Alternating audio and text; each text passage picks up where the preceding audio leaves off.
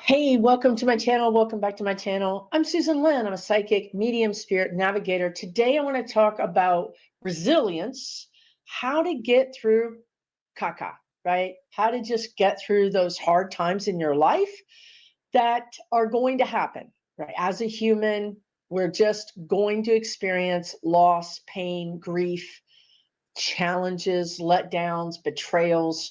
I can just tell you that maybe I'm not the person that has experienced the most. I feel like I've experienced quite a bit and enough that I feel like I can give you some pointers. Also, I'm channeling my spirit guides. So really it's just 40% Susan, 60% spirit guides. And I want to say that, I started this whole project called WOW, the acronym of WOW, and the way spirit guides get you to do things that are on your soul path is so interesting because, as I've always said in a lot of videos, they don't really just, they can't grab you and drag you to do your soul path because humans, we don't want to do our soul path. We just don't want to do it. It's not something that we're usually aware of. Now, of course, there's prodigies, there's people that are prodigies as a child and they grow right into that profession, and we often think that that must be their soul path. And you think about some pop star or some very famous person or some very, very wealthy person, and you think, well, that must be their soul path. That's where you would be wrong. Believe it or not, that's where you're wrong. That's not their soul path. That is something that they agreed to do, they wanted to do in this life. Certainly, all the things matched up for them to do it. There are other people whose soul path is to be famous or to be a pop star, and they never reach it because they have their own internal challenges or their own internal demons, or they're just not resilient enough to overcome those challenges and those demons to achieve their soul path. So if you look at somebody who's famous and you think, well, what is their soul path, right? Like if if that's not it, what is it? And doesn't that really underscore how humans, and maybe it's Americans more than other countries, I don't know, place value on those things, on being super, super rich, on being super popular, being the pop star, the rap star, the rock star, being the sports star, being the super wealthy business person. It's interesting, right? To us, that is the pinnacle. That is, wow, wouldn't that be nice? Or wow, they must really be living their soul path. But in reality, their soul path might be to learn how to not be so egotistical, or to learn how to be more generous, or to learn how to have boundaries, even though they're a pop star. Maybe, and I think we've seen this pretty clearly, they've married 3 times and had terrible, terrible relationships. Yet you might have had a great relationship. So in that way, you had something that they really want, that they don't have, that they can't get. Because perhaps in this lifetime, their soul path is to learn how to love themselves and to make sure that people around them value them and respect them. And it's interesting to me because when the spirit guides got me to do this series, which I didn't want to do because I thought I can't do a video every single week. I mean, that just sounds like too much and too much pressure and blah, blah, blah. And I just celebrated my 100th video a few videos ago. So I've done 100 of these. But in the beginning, and they're all on this playlist, in the beginning, it was called Way Out Wednesdays because my spirit guides were trying to get me to do the work I do now, but I wasn't ready to do it. I wasn't open to doing it. I didn't think I could do it, which is to inspire you, which is to teach you, which is to cheerlead you, which is to educate you. What I did instead was more educating and humor entertainment. And there's nothing wrong with that, right? There's nothing wrong with that, except for that that's not my soul path. It's okay to use humor and education because obviously I do. It's totally okay to do that, but it shouldn't be for the sake of humor. It has to have a certain vibrational level to it that is different than just humor. Okay. So, in the beginning of this series, it was called Way Out Wednesdays, and I talked about crop circles and aliens and things like that, which is cool. I'm totally up to talk about those things. And I truly believe we need humor. It's sort of like flavor that makes the medicine go down, right? But what they did was they slowly transitioned me to doing more serious topics. And the name changed to Wisdom on Wednesdays. Same acronym, WOW, but kind of different vibrational set points.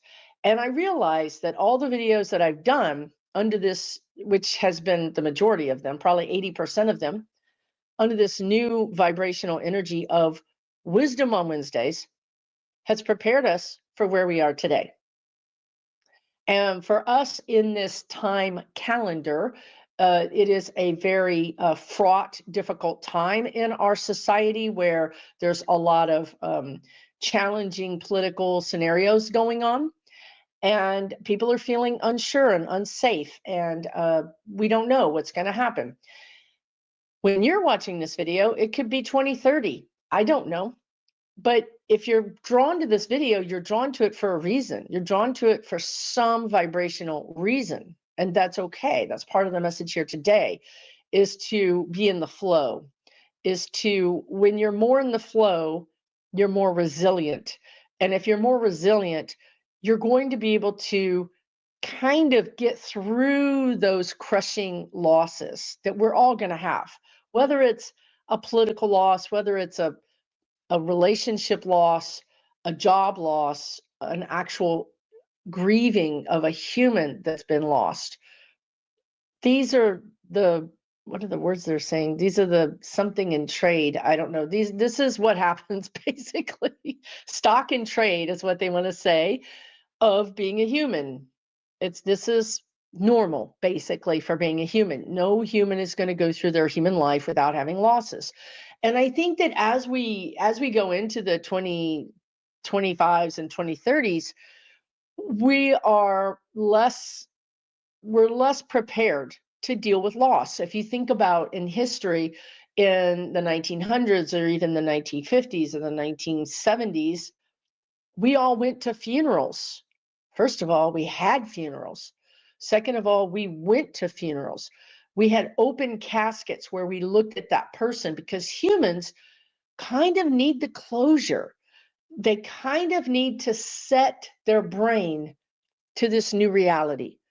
If the person disappears, it's very hard for humans to move on. It's not impossible, but it's hard to process the new reality. It's easier to live in this never, never land, this no person's land, where, yes, they're gone, but I don't know what to do next. I don't know how to move on. I'm not prepared. So, this is why the spirit guides today want to talk about resilience, because as we go further into this new generational millennia, or this, they just want to say new millennia, everything is going to change. I don't see us having funerals anymore. Like, it's expensive. It's expensive, and people can't afford it. And I kind of see us doing the cremation thing and having something in our living room. I don't see us visiting graveyards. Now, of course, people are still doing it, right? Sure, they are. Look at the overall numbers. And what I'm telling you is, this is where we're going. We're not there yet. This is where we're going. People are often eulogizing or I don't know what the word they're trying to say. Memorializing their loved ones with stickers on their cars or painted signs on their windows. Rest in peace. I love you. This is, everything is changing. Okay, everything is changing. The way we work is going to change. The way we get health care or don't get health care is going to change. How we get paid is going to change. We've already gone through so many changes, right? We, not all that long ago, really, there were horses and buggies and then cars, and now we have self-driving cars. Not that long ago, you used checks to pay people. Now we don't really. It's rare for us to have cash. Most of us use cards. These changes are happening, but they're happening in a way and at a pace, the guides are saying, that's absorbed easier. So it's a pace we can absorb these changes and we don't feel too upset or freaked out by it. Okay?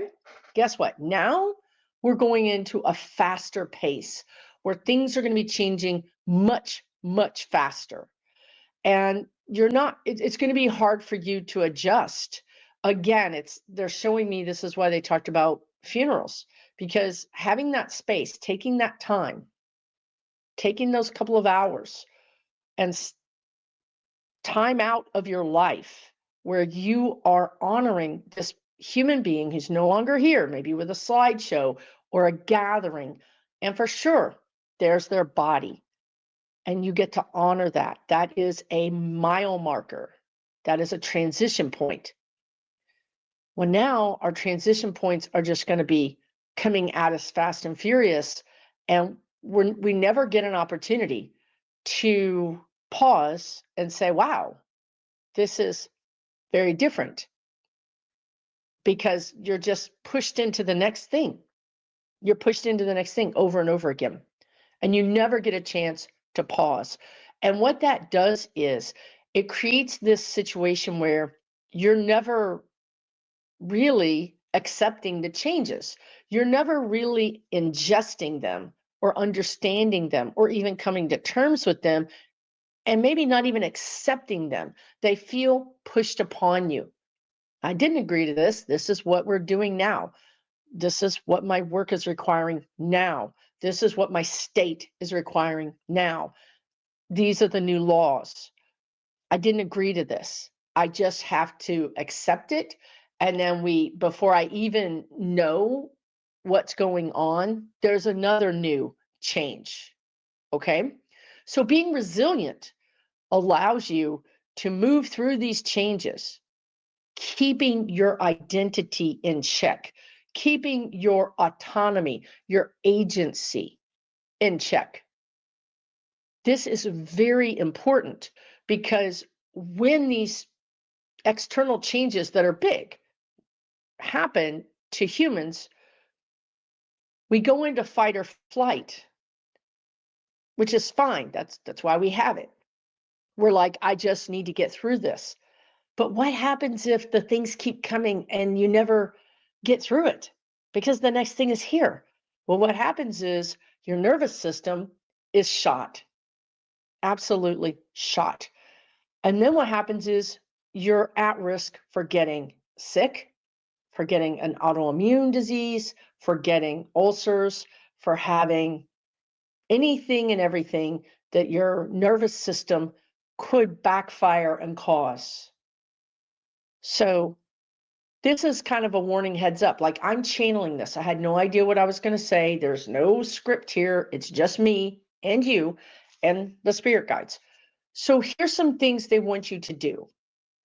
Or that sound very declarative, but here are some things you can do. But they really do want you to do them, because there's a sense of urgency from them too, actually. And when there's a sense of urgency, they tend to talk in declarative statements like, do this now, instead of, here are some things you could consider. Very different energy as I'm channeling it to you.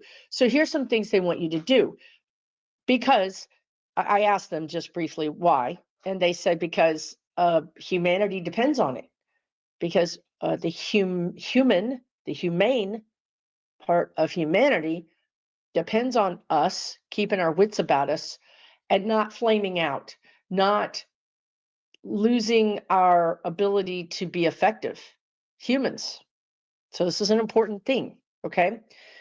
And it's interesting, because being an effective human does not mean It does not mean worrying 24/7 or even 5 or 10 hours a day about this thing that the government's done or not done, or this thing that your state has done or not done, or your community, or your spouse, or your workplace.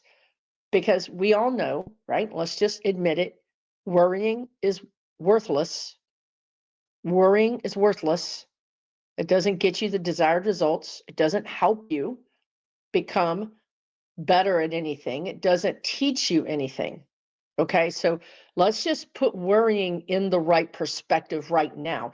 And let's make a promise to ourselves that when we catch ourselves worrying, that we say worrying is worthless. I'm wasting my time. Okay, let's make a note to say that to ourselves. Now, and how that works is you just have to continue saying it to yourself. It's not like you're going to say it once and never worry again. And we want to be gentle with ourselves. We definitely do not want to be judgmental or mean to ourselves. We don't want to say, Susan, stop worrying. What's wrong with you? Okay, please, that's the number one thing, is to talk gently to yourself. Monitor your own words. Like recently, I've been saying to myself, I've got to get my caca together. I got to get my shite together. And my internal monitoring system, which I created and I work hard to keep running, says, is that a fair statement? Is that a helpful statement? Is gentle? Is that helpful? Maybe a better way to think about this would be, what areas in your life do you feel like you're not showing up for? And how could you maybe work on that? So when you're worrying, a really good thing to do, if you want to get through a hard time, a really good thing to do is when you think I'm worried about fill in the blank, the first thing you want to know is this external or internal? Is it me or them? Them meaning everybody who's not me. Well, if it's external, what can I do about it? So you see, you're taking your worries and you're saying, what can I make sense of this? What can I do about this situation? And I want you to, if you will just, this is the fastest way to do this. Seriously, you can do this in your head, but our head is kind of not the best place to do these things because it gets on a loop and then it doesn't get off. Like it's hard to stop the loop, okay? If you will, you know, voice note yourself, just take your phone. And if you're on an Android and you don't have voice notes, you can get an app.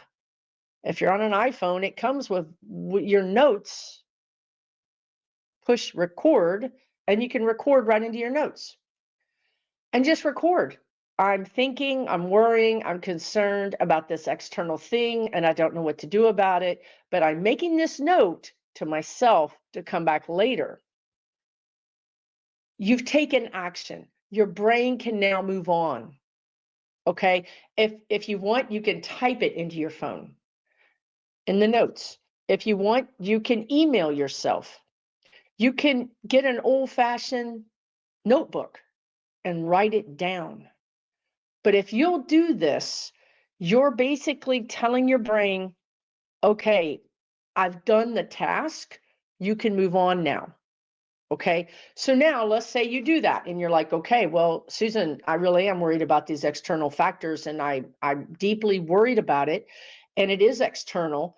What do I do? Well, the first thing I want you to do is say it's external.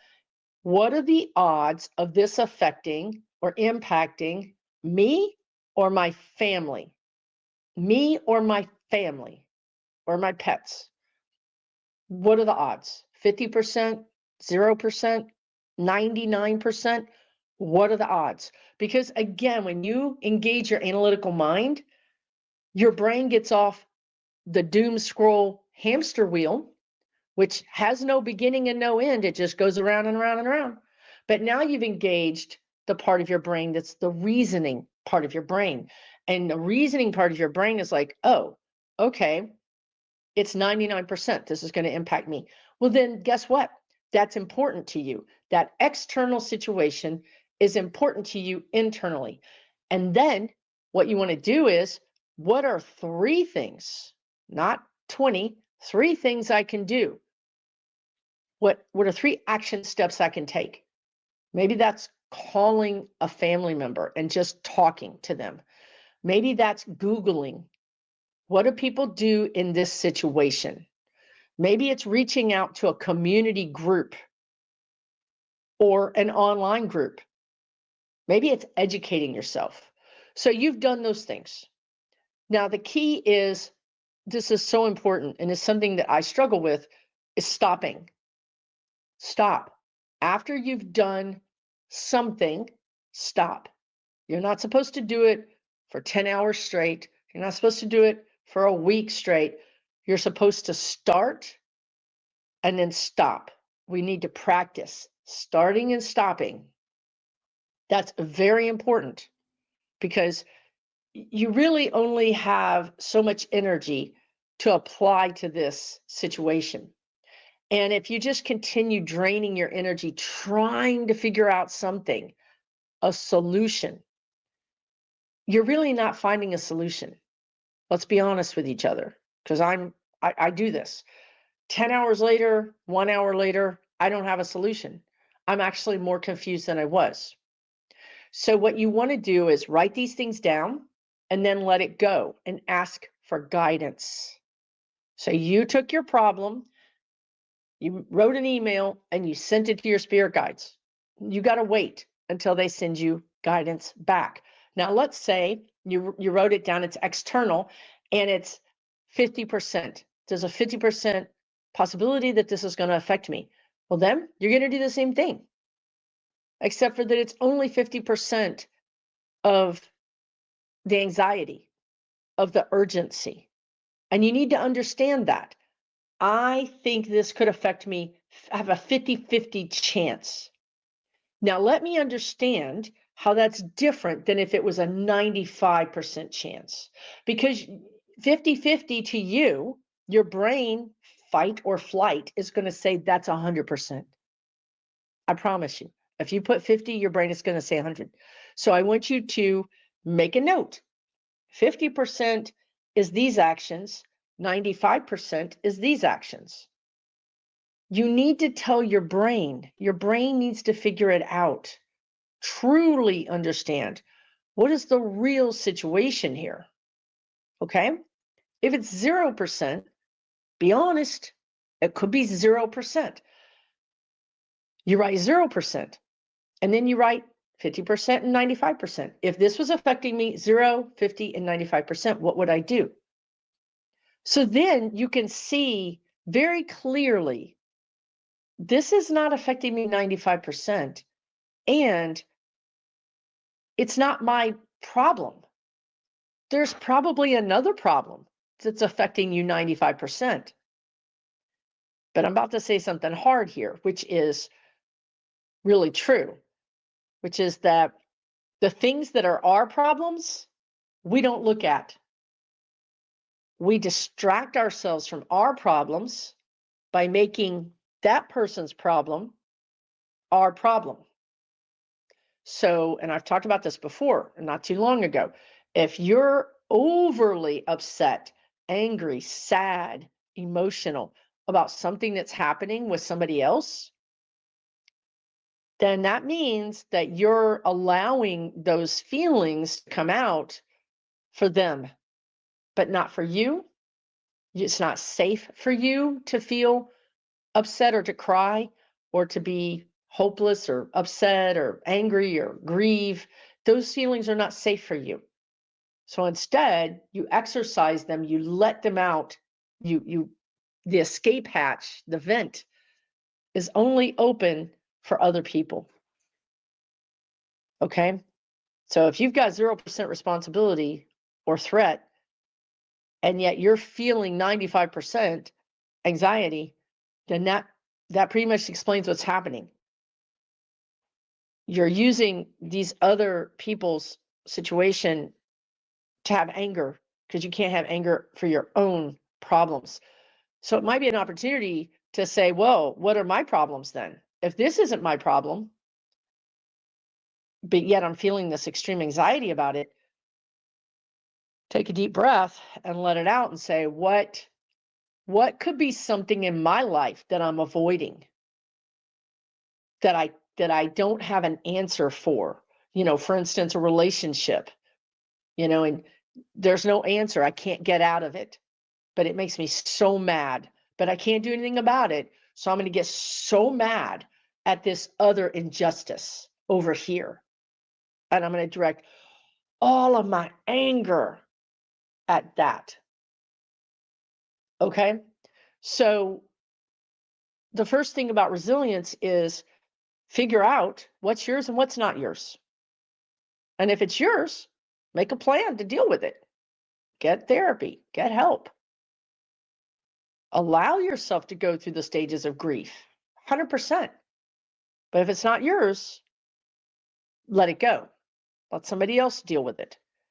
And if you still want to help, then you would help as an outsider, right? You would send $5 or you would meditate and pray for them, which is not a small thing.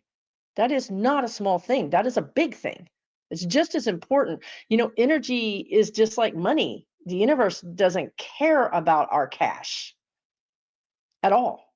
So to the universe, prayers is money, has value, just like we think $5 has value. So please don't underestimate the value of meditating and prayer. And they're two separate things. You can just say a prayer or you can meditate. And you can do guided meditations. You don't have to do the thing that everybody else does. Do the thing you do. Okay? So resilience, getting through this. The other thing you want to talk about is, hopefully that all made sense to you. So the other thing you want to talk about is kind of similar. It's also similar to that. It's about, okay, so I guess it's a continuation. In your own life, this is going to be very important for us. And again, it doesn't matter if it's, because I don't know when you're watching this video. It could be 2050. I don't know. Who knows? I could be as a hologram. I don't even know. It doesn't matter. The same principles are the same. Okay. So it doesn't matter what you're going through. If you're going through something that's really tough and you feel like you don't have any control over this situation, the thing to do would be to slowly bring your awareness to what you do have control over and remind yourself of that every single day. So right now I have control over my breathing. And guess what? I don't even have to think about it. So that's a really good place to start. I am safe. I'm breathing and I'm not in control of it, but yet it happens. Okay, God force, creator force, whatever you want to call it, it's happening in me. So sometimes just resetting your thinking to, I'm breathing, I'm okay. Okay, like bottom line is I'm okay. Even if you're in a situation that is dire, if your organs and your heart is still beating, you've got that. That's ground zero. That's the place to start. Next thing is doing little things for yourself. Again, whether it's external or internal, the situation that you're dealing with, it doesn't matter. What matters is that you live your life through whatever the thing is. Okay, so this is such an important message. They're so super serious about this. They just showed me the Dust Bowl. They just showed me the Great Depression. They just showed me wars. They showed me famine. People lived through those things, right? And they still got married, and they still had kids, and they still went to school, and they still sat outside on a beautiful day and looked at the sky. So we have to put our perspective, we have to have a perspective that life goes on. Yes, we're honoring, back to the funeral, we're honoring that person. We're honoring that. We might be honoring the fact that our freedoms are curtailed. We might be honoring the fact that we lost our job. We might be acknowledging the fact that we are in a tough place. There's nothing wrong with that. Absolutely acknowledge. But when you acknowledge it, you're putting it in perspective, and then you're able to say, and yet the sky's blue today. And yet I woke up breathing today. And yet I'm able to experience this nice sensation of putting lotion on my dry hands today. You're bringing your whole awareness back to the present. Right now, this second in your life. We're not going to think about in an hour. We're not going to think about tomorrow. We don't know about tomorrow. Me, I'm a psychic medium. I know a lot of things, but I don't know everything. And I have to live in the moment too. I cannot get too far ahead of myself because then I'm living in the future. And then guess what? I get let down about the future. The most important thing is to stay in the present moment. The second most important thing is to be in the flow of the universe. Be in the flow with your guidance. And that does not mean pushing the river. That does not mean asking what's going to happen, what's going to happen, what's going to happen. I mean, I get it. It's what I do for a living. But I find that that's where I make mistakes. That's where I'm in my human senses more than I'm in my intuitive senses. And the best thing to do, especially during a chaotic energy time, which what they just described, right? Things changing faster than you can keep up with. This is not a normal timeline. This is an accelerated timeline. It's like being in a hailstorm or a blizzard. It's all coming at you and you can't see very clearly. This is a unique time in our evolution. More unique than usual is what they want to say. So being in the flow, back up. Don't lean in and say, I gotta know, I gotta know, I gotta know. I've got to listen to the news. I've got to listen to Susan. I've got to listen to this person. I've got to pull cards. I've got to know. This is not a time of easy knowing because it's a blizzard. The snow is coming in 360 degrees. So what do? You check in with yourself. I'm okay. I'm okay. I'm okay. Then you make a plan. What happens if this happens? Okay, is it going to affect me 0%, 50%, or 95%? You make a plan. Then you let it go. And you ask Spirit, okay, I made my plan. I identified my situation. I made my plan. Help. Because what's going to happen next is, and I know this because I've tens of thousands of you guys I have worked with, including my own self, which is the biggest project of any project I've ever worked on, is that Spirit is going to solve your problem or help you with your problem in a way that you cannot understand. And this is another reason why I'm doing this video, because I've been trying to solve a problem in my own life. Me, I have access to some of the best psychics, I think, in the world. I'm not a bad psychic myself. And yet I've been struggling with this problem, with a solution for this problem that I've stated for like 3 years. And all I get is patience. Be patient. I don't want to be patient. I want to solve the problem right now. Why can't I solve the problem right now? Okay. And then what happened is they told me the solution is coming and you're going to go from being patient to having this rapid action. So yeah, we've told you to cool your heels. They actually literally told me, make the best of it. Make the best of it. I mean, Again, these are lessons. Make the best of your crappy situation. You can't change it right now. Make the best of it. What does that mean? Carve out some precious time for you. Try to look at the bright side. Try to find some gratitude somewhere. The more you do that, the faster you're going to get through whatever tough situation you're in.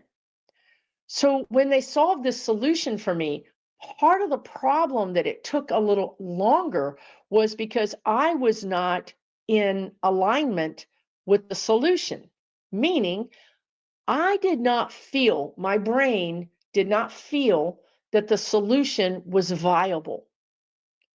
I doubted the solution. I thought, I don't think this is going to work. I don't think so. I don't think I'm going to like this. Okay, right? Well, that puts up resistance. Resilience is saying, let me be malleable. Let me just flow. Because when you're in a flow and you're not prejudging yourself or the solutions that you wrote down on your piece of paper or in your phone, you're like, these are the solutions. Spirit's going to be like, oh, how about this solution? And if you say, no, that I can't do that, that's crazy. I'm not going to do that. You're really cutting yourself short because even though the solution sounds outlandish, impossible, if spirit is bringing it to you, it's not only doable, but it's going to be the absolute best thing for you. So they're talking about unanswered prayers, right? We have this saying about thank God for unanswered prayers. You're praying for this solution and it doesn't happen. And you're like, why? Why didn't it happen? And then something else happens and you realize the thing out of the blue that happened that you weren't looking for was so much better. Thank God I didn't marry that person. Thank God I didn't take that job because now I have this other situation that's 1,000% better that I never saw coming. Okay. So this is, when you're asking, well, Susan, how do I be in the flow? How do I do this? Right. They just described it. Write it down. Make your brain happy. Make yourself feel safe. I'm breathing. I'm okay. I've written down some solutions. I gave it to spirit. Then be patient. Make the best of the situation. Don't overperform for other people because when you're overperforming for other people, you're ignoring your own problems. And if you're ignoring your own problems are going to get bigger. And then they're going to be in trouble and you're going to be in trouble too. And that's when you get overwhelmed and you're like, I can't do this. Why is all this happening? Because you took all your precious energy and you were focused on somebody else's problems, helping them. Meanwhile, your problems are multiplying. Okay. So being in like this patient, making the best of it. I will say that I didn't make the best of it. I mean, they showed me things that I could do, but I couldn't do them. I just couldn't, right? So I kind of stayed in this place of uneasy irritation. I tried to be grateful. I tried to, one thing I did do is I didn't make it any worse, right? Like I didn't try to fix the situation. So I knew that I was leaving the situation and therefore I knew trying to fix it was going to be a waste of my energy.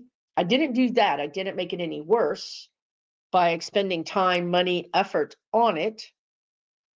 But I didn't kind of ace the test by making it like owning it. Like, yeah, this situation was unpleasant or less than what I wanted, but I kind of made the best of it halfway, which is fine, right? Which is fine for me. I'm happy with what I did. I'm happy with how I handled it, right? Because again, judging yourself, being angry at yourself does not work. It does not work. But what's fascinating to me is once I kind of, argued, for loss of a better word, about the solution, I kind of just gave up. You know what I mean? Like I kind of, and what I did was I said, well, what about this solution, right? What about this solution? What about this solution? You know what I mean? Like I tried every single thing to make sure that if this other solution was going to be the one for me, that at least I did, my due diligence. I looked into a lot of things, right? And that's what we're saying about making the list. Make the list, do your due diligence, make your brain happy. But then once I did all those due diligence, when I made all those lists, I just exhausted myself. And I came to the realization that the first answer, the one they gave me, was the right answer. And I just have to trust it. At some point, you just have to trust. And the other thing is being resilient means knowing that you can change your mind. The happiest people on the planet are the people that don't get stuck. They just say, yeah, that job wasn't the right one. I don't know, it just didn't work out. They don't go, God, those people were terrible, and God, it was the worst mistake I ever made in my life. They don't do that. They're just like, yeah, that career, yeah, it just wasn't for me. What?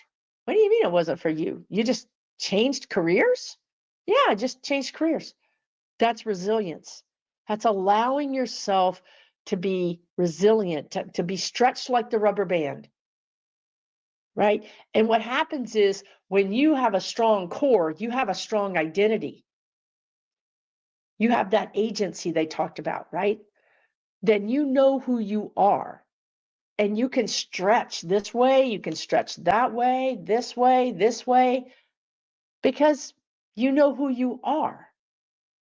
You're not trying to become someone who has that career. You're not trying to become someone who has that successful business. You're not trying to become someone who has that successful whatever. You're a person who's experiencing things that make them happy because they choose it. And then guess what? Success follows because you're in the flow.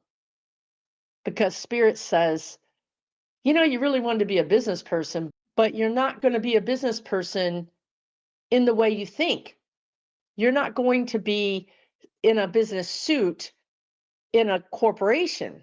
You're actually going to be in shorts and a t-shirt working from home. But in your mind,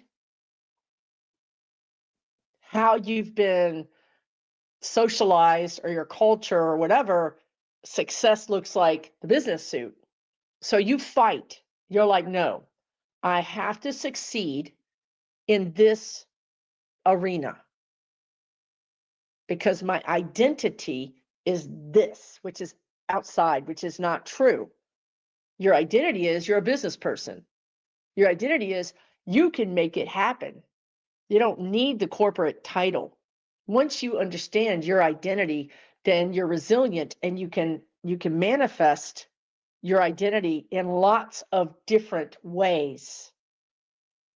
And that is exactly matching the energy we're in, which is options and energies coming at us like a blizzard. Being fixed, having a fixed idea, this is what I am, this is who I am, is not going to go over well right now. If that is external, find out what the internal is. Saying I'm an accountant, I do accounting. Okay, that's great. Is that internal or external? Because I think once we start asking the questions, who am I, what is my identity internally? Internally, am I an accountant? Because if I am, great. That also means I don't have to be an accountant for a corporation, or maybe I do. It also means I ran across a CPA who doesn't do CPA work, they do bookkeeping work because they like that better. So your identity is I'm an accountant, I'm a bookkeeper, I'm good with numbers. How that can manifest and express itself, allow that part to be resilient. If you're a teacher on the inside and you're a teacher on the outside, externally, you have a job as a teacher, and on the inside, you're a teacher. But your job as a teacher is destroying your health, destroying your mental health. You don't lock the fact that I'm a teacher internally, locked in with the fact that I'm a teacher externally in a school with students. Back up, get a bigger perspective and say, you know what? I'm a teacher and I'm going to teach people. And I'm going to find a way to teach people to make money doing it, where I'm successful doing it, and where I'm really helping people. What are some hobbies? What are some things I get super excited about? Let me start teaching people about those hobbies. Let me start a YouTube channel. Let me do this at the same time that I'm teaching and see if it takes off. Wherever your heart is, you will be successful. We've just been taught to not trust our heart. We've been taught to trust corporations, to get that job with that paycheck. These are the institutions that are really at risk of transformation. We can't count on them. We need to go back into ourselves and say, what am I? Who am I? And again, this is something that happened to me. If you don't know, and seriously, if you don't know who you are, a good thing to do would be to take some free personality tests online. Also to ask friends, all your friends, anybody, coworkers, what do you think I'm good at? If I had to say to you, what are two things I'm good at, what would they be? And here's the most important thing. Write it down. If you don't write it down, your brain will forget it because it makes no sense, because you're going to look at these people like they've lost their mind. You're going to say, public speaking? What are you talking about? I mean, like, what are you talking about? That is a very big clue right there. When people tell you you're good at something and you think you have lost your mind, that's guidance. That's the biggest clue I can tell you to pay attention to. Anything that comes out of left field, like right now, this morning, last night, something came at me from left field that was so surprising that I'm tripping over it. Like I'm literally woke up this morning going, what? Because everybody told me it was not possible, too expensive, don't do it. So I never even looked. I never even looked. And then when I looked last night, I was like, this is like cheaper than anything else and completely doable. And how is this possible? How is this? Well, like I do my due diligence. Everybody's like, no, no, no, don't do it. When I looked into it, I'm like, this is like the cheapest and best thing that I could possibly do. So again, that's guidance. They guided me to the solution. Even though my brain had done the due diligence, my brain had come back and said, this is not an option, Susan. Don't even look at it. It's not an option.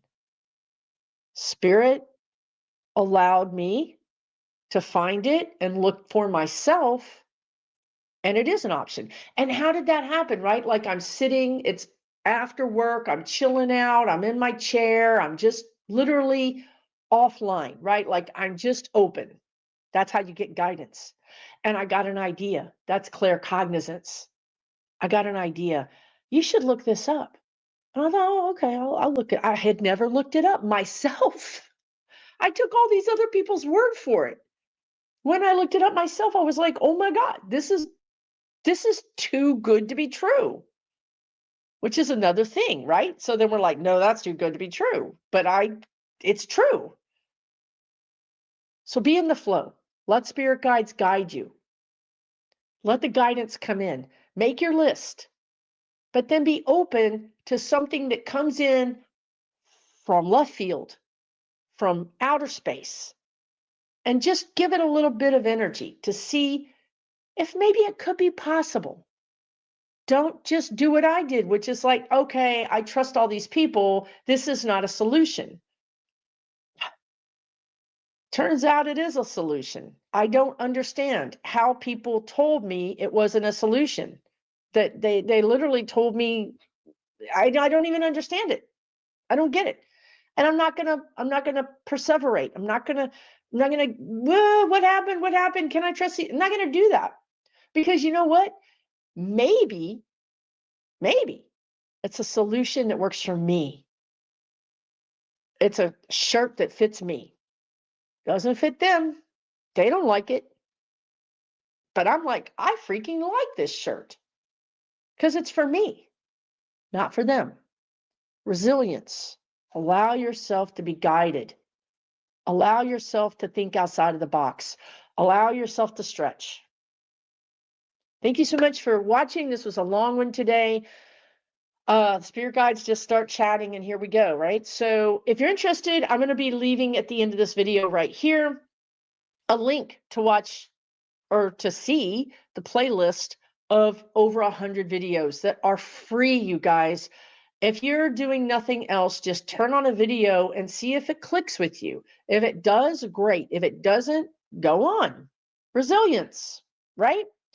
Take really good care if you're interested. I also have classes, I have events, and I have an online community where over 850 people are meeting and sharing spiritual ideas, topics. They're supporting each other. It's $12 a month. If you're interested in that, you can find out all the information that you need to know in the description. But my website is susanlynnmedium.com. It'll be on the screen. Take really good care of yourselves. We're going to get through this. Find your own community. Find free communities. Create a community. But we need other people. Just don't give away your power to them. Okay? Take really good care of yourselves. I'll see you soon. Probably next Wednesday.